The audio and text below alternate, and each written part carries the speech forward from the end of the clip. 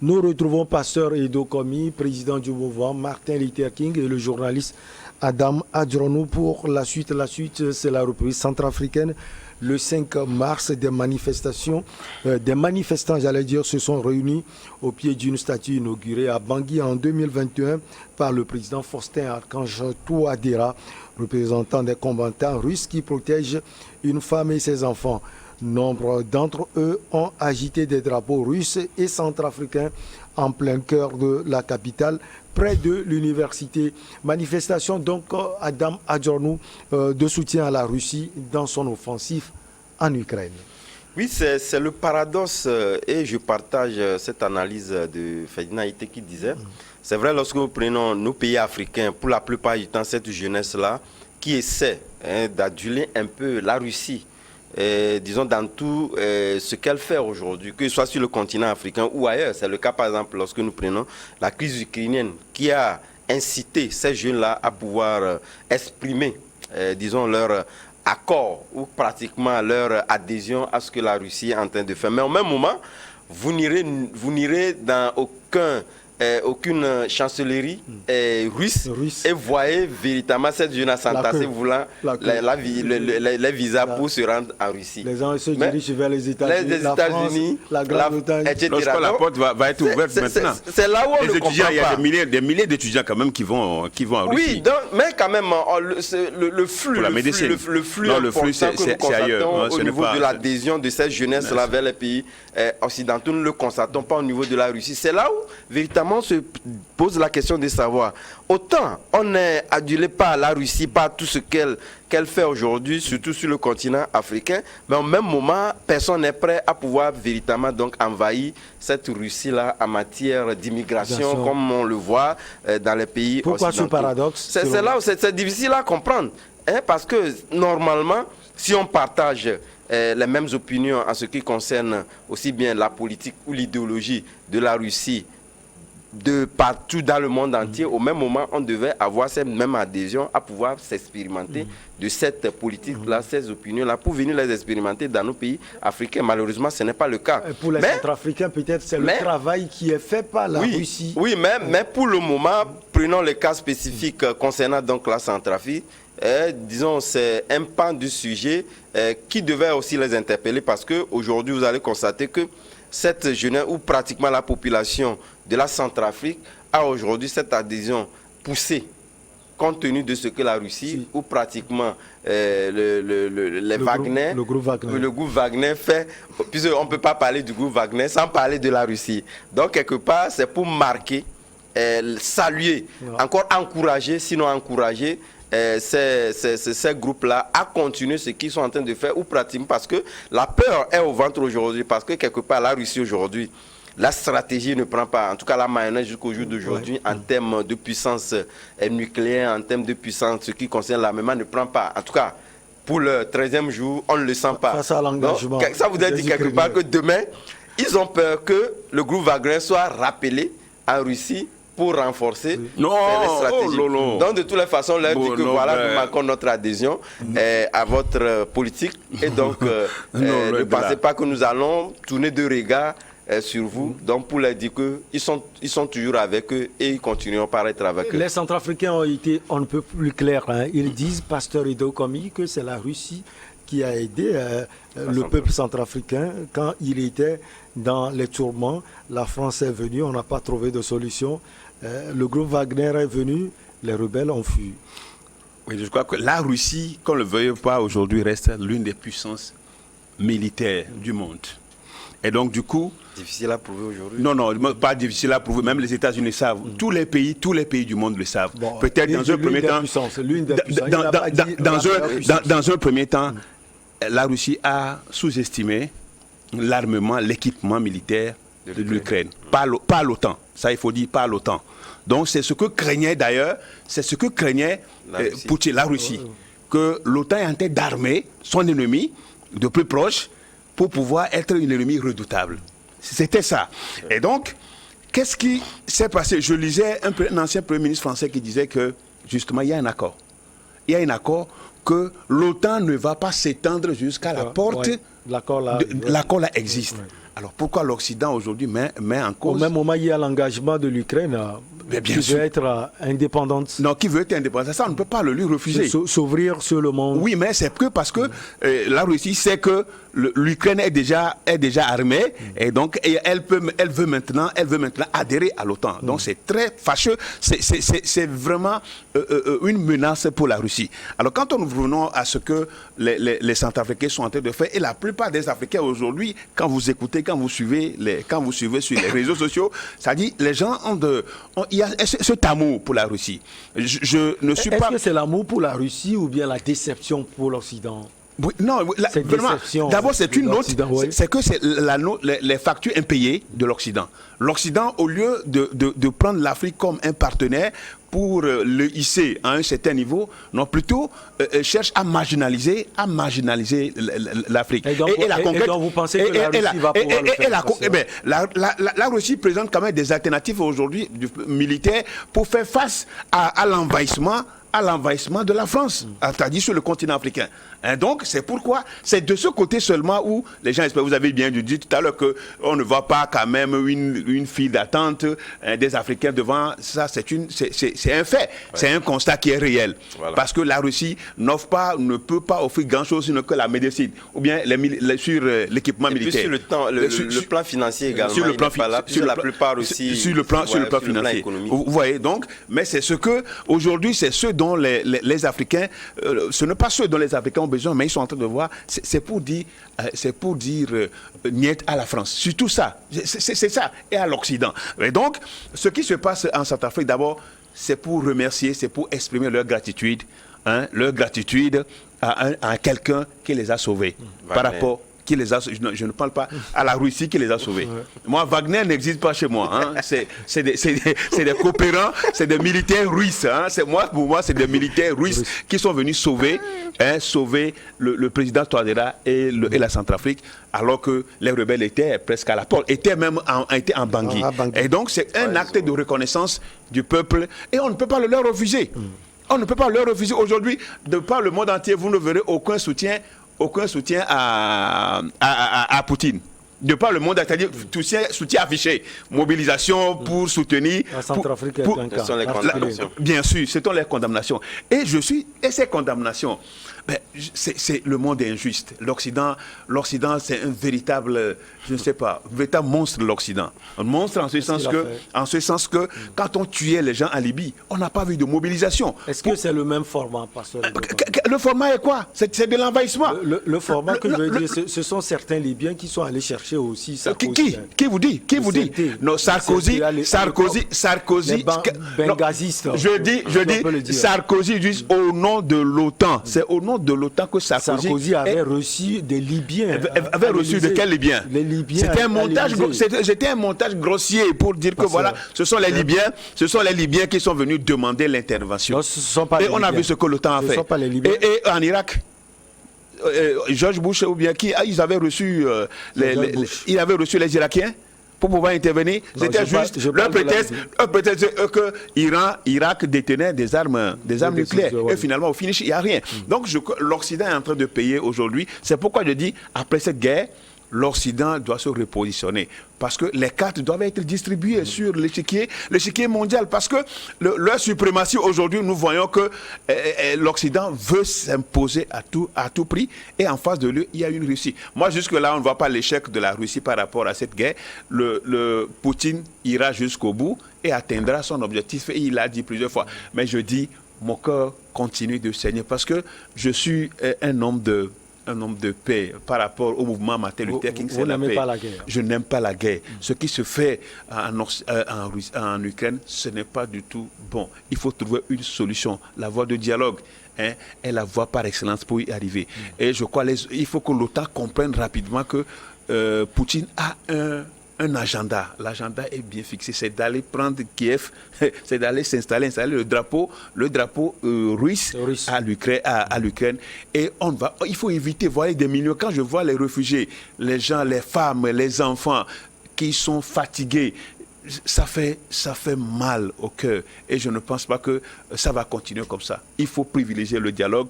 Et il faut que même le président, il faut que le président ukrainien cesse aussi ses paroles. Hein. Ces appels à l'OTAN ne prennent pas. Mais je crois quand même que underground, l'OTAN continue. Continue pas à faire des déclarations. L'OTAN continue d'une manière ou d'une autre de livrer les armes. Mais aller physiquement combattre, je crois qu'ils ont déjà exclu cet aspect parce que ça va devenir une guerre, la troisième guerre mondiale. Et où seront les Nations Unies? L'ONU a été créée pourquoi hein? Au lendemain de la Deuxième Guerre mondiale, l'ONU a été créée, c'est pour éviter la guerre. Mais l'ONU est devenue OTAN. L'ONU égale OTAN. L'ONU égale OTAN, l'ONU égale Occident. L'ONU ne va jamais soutenir la Russie, ne va jamais aller même. Si la Russie fait quelque chose de bien. Il y a l'OTAN. Donc vous voyez la situation. Donc c'est les injustices. C'est aujourd'hui, ce qui se passe en Centrafrique, c'est les injustices et les inégalités, hein, souvent cautionnées par l'Occident, qui créent aujourd'hui ce désamour total des Africains par rapport, ou bien des pays qui se disent des pays carrément non alignés. Alors, Adam Adjronou, on avait vu le président Faustin Archange Touadéra qui était invité à Bruxelles récemment. Il était là.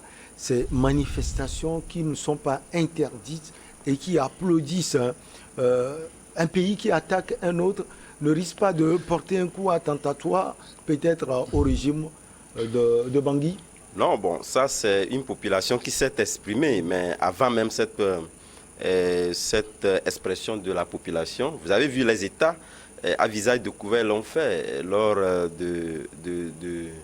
je crois,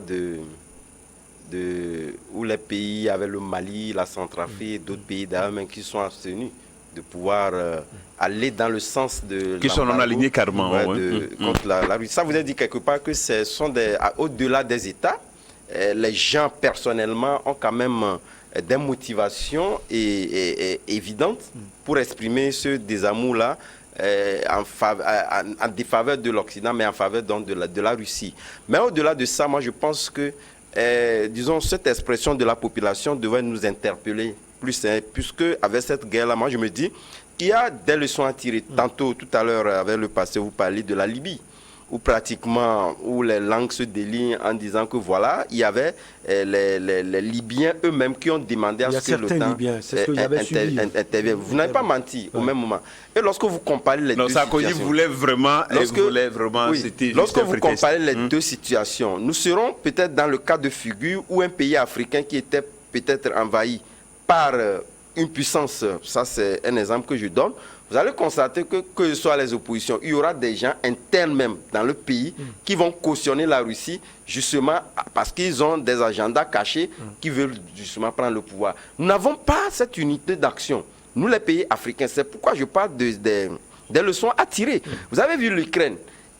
Quel est ce citoyen ukrainien qui est aujourd'hui d'accord que la Russie vienne envahir l'Ukraine? Il n'y en a pas. Donc je pense qu'au-delà de tout, cela devait nous interpeller au sens réel de la nation, ce qu'on appelle la nation. L'Africain est aussi manipulé à un moment. Non, mais qui peut manipuler à partir du moment où vous savez que c'est l'intérêt supérieur de la nation qui est en jeu? Vous devez vous unir.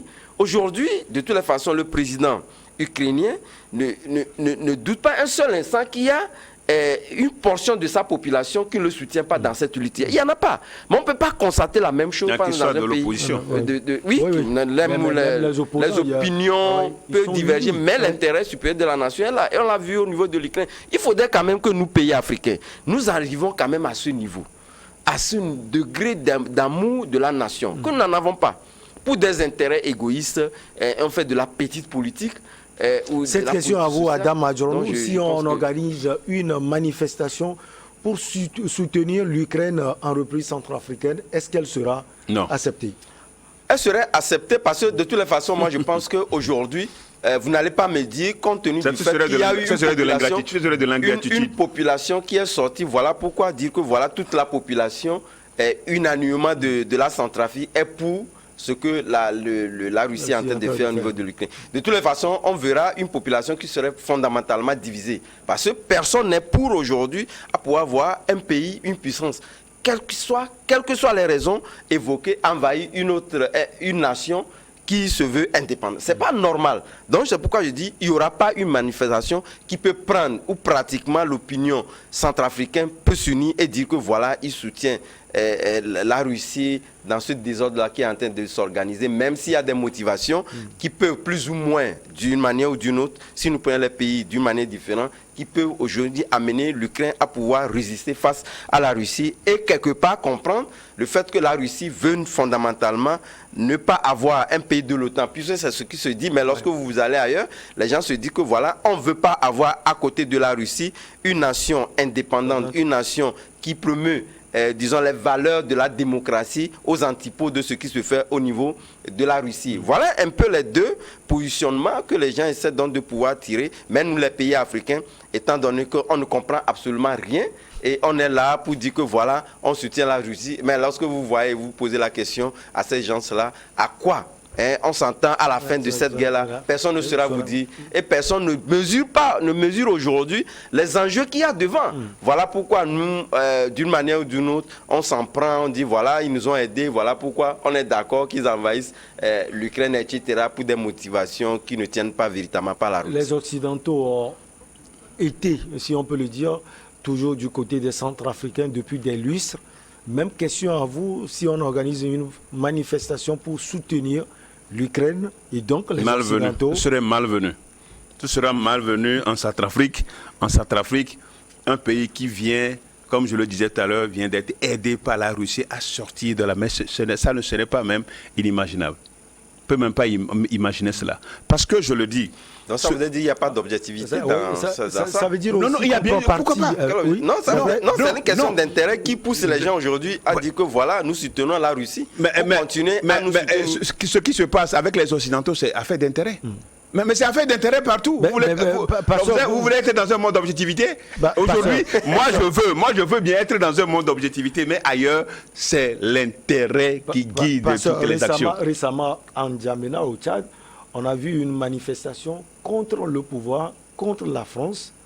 Et quelques jours plus tard, on voit une manifestation pour le pouvoir et pour la France. Oui, ça c'est la politique. C'est le visage de l'Afrique. C'est la politique africaine. C'est la politique. C'est le visage africain qui c'est le visage. C'est le visage. C'est ce que nous disons. La manifestation pour le pouvoir, c'est organisé par le pouvoir, organisé l'organisation. Comme au Mali, organisé par la junte.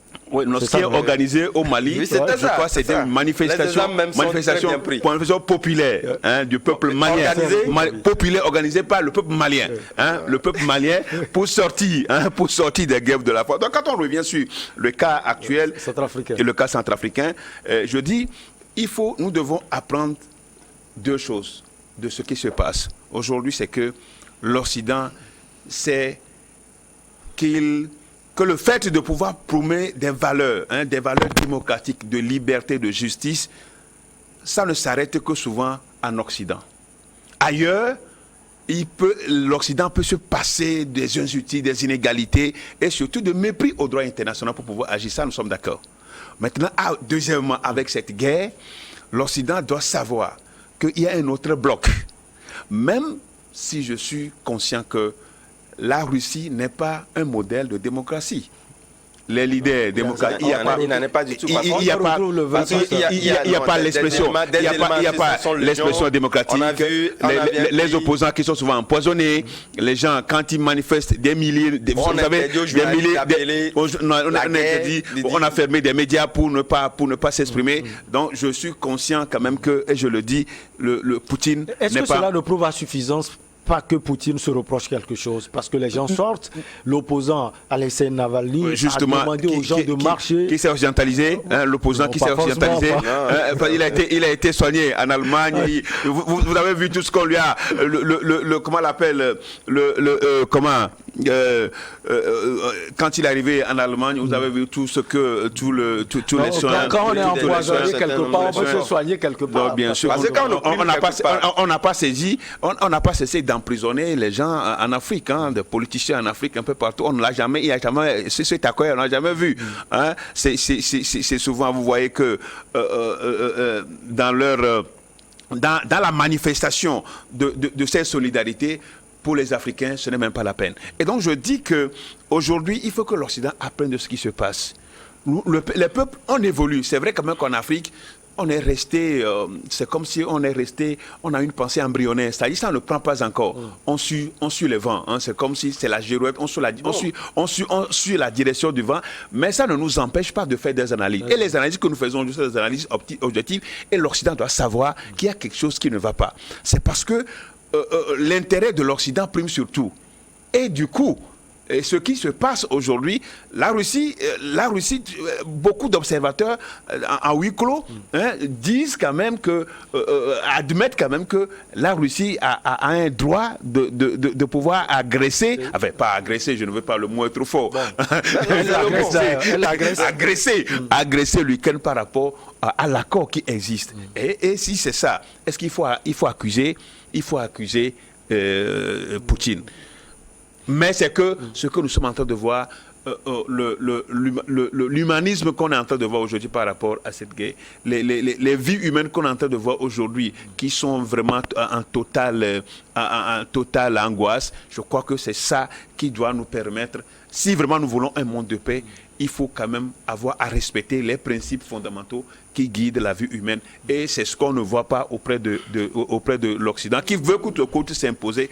Et il faut quand même qu'il y ait un bloc, qu'il y ait un bloc opposé. Et le bloc opposé, nous le voit aujourd'hui. La question, peut-être vous allez ajouter, par ces manifestations, on ne voit pas aussi la contradiction au niveau africain, quand on demande l'alternance chaque fois, quand on dénonce les présidents qui répriment leur peuple, et au même moment, on applaudit Poutine dans ce qu'il est en train de faire. Il n'est pas mauvais en tout. Hein? Oui, en fait, oui, c'est ce paradoxe-là qui est toujours en train d'être exprimé. Vous savez, avant même de répondre à cette question, moi, je ne serais pas d'accord lorsque, par exemple, le pasteur disait tantôt que nous suivons les Africains pour caricaturer un peu ce qu'il disait, nous suivons un peu la direction du vent. Non, c'est justement parce que dans cet apprentissage lié donc à cette question de démocratie, on n'a pas su ajouter les valeurs culturelles africaines pour que nous puissions véritablement intégrer ces valeurs-là. Et cela nous désintègre, justement. C'est là où notre désintégration par rapport. C'est pourquoi, d'ailleurs, au passage, je suis d'accord, je salue une pensée de la présidente de l'Assemblée nationale liée à cette journée de 8 mars. Elle dit que nous avions publié aujourd'hui de prendre en compte nos propres valeurs pour ne pas faire de cette lutte-là, en tout cas, tous ceux qui parlent de droits de la femme parlent véritablement également d'une lutte. De toutes les façons, lorsqu'on parle de droit, on parle de la lutte. De ne pas faire de cette lutte-là une lutte frontale. Et c'est ce qui est en train d'arriver.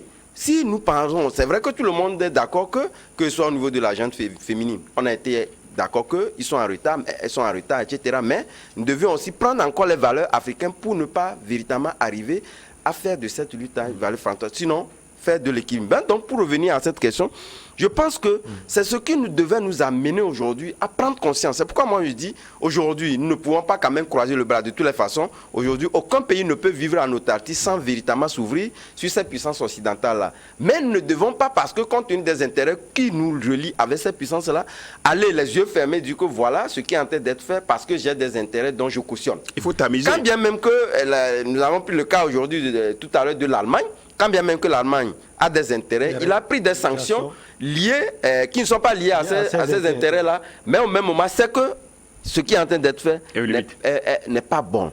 C'est pas bon. Donc je pense que nous, pays africains aujourd'hui, au lieu d'ovationner des gens, parce qu'il y a eu un envahissement, nous sommes en face du monde aujourd'hui où pratiquement la diplomatie est très active et on arrive véritablement donc à des tueries, à des morts, donc où les gens expérimentent un peu les armes qui sont fabriquées. Je pense que l'Afrique ne peut pas, en aucun cas aujourd'hui, applaudir ce qui est en train d'être fait. Il faudrait quand même qu'on soit plus rationnel et poser les fondamentaux qui doivent nous permettre de nous départir un peu, disons, de ce populisme-là. Puisque moi, je l'appelle pratiquement, c'est une sorte de populisme lié donc à cette question de Wagner et de la Russie, qui nous désavantage totalement. Que la Russie, vous voulez que la Russie croise les doigts et voit l'OTAN armée l'Ukraine. Faire ce qu'elle veut faire. Oui. Aujourd'hui même, ce qui est en train d'être dit dans l'homme, aujourd'hui, l'Ukraine l'a dit fondamentalement qu'aujourd'hui, il veut son adhésion. Or, en tout temps, c'était difficile de l'exprimer. En tout cas, d'une manière... Ah ben, il n'a qu'à l'exprimer. Aujourd'hui, la guerre rend plus forte l'Ukraine. Mais il faut qu'après la guerre, il faut que l'Ukraine subsiste pour pouvoir adhérer. Non, il y a ça. Il faut que... Vous pensez qu'elle va dire ça? Non, même Il faut n'oubliez que- pas, il n'oubliez faut pas, que n'oubliez pas qu'il y a eu un communiqué qui si- était préparé si l'Ukraine- pensant que la Russie allait envahir peut-être pour 24 heures, Ouais, 2 jours. 48 Et ça a jours, été, ça a été 48 relevé. heures. Non, non, à ce n'est même pas, partir de- non, ce n'est pas à l'ordre du jour. Ce qui est à l'ordre du Ah non, jour, non, c'était ce qui est même à l'ordre du jour, Ça, vous avez c'est dit que quelque part que- il faut que l'Ukraine arrive à jouer sa survie avant d'adhérer à l'OTAN ou Non, bien à là, l'Union la européenne. survie, je pense qu'elle serait... Avec l'annexion là, tout ce qui se passe, je crois Non, quand même mais que nous les rapports de force aujourd'hui, sont vous savez, exprimés, hein. c'est nous qui vivons l'amertume du passé par rapport à l'Occident. Donc- L'esclavage, c'est nous qui avons été c'est nous qui allons la colonisation, et c'est nous qui sommes très aigris contre la position de l'Occident par rapport à l'Afrique. Et c'est de bonne loi que vous voyez des gens qui D'où la proposition. non, mais des la gens position- des gens même ne voulons pas en faire qui soutiennent la Russie juste parce que c'est pour dire à l'Occident, ben il faut qu'il change de positionnement par Ouais, rapport de politique de la politique internationale. La pause pour le journal et on revient pour la suite avec nos invités Adam Adjornou et Pasteur Edo Komi.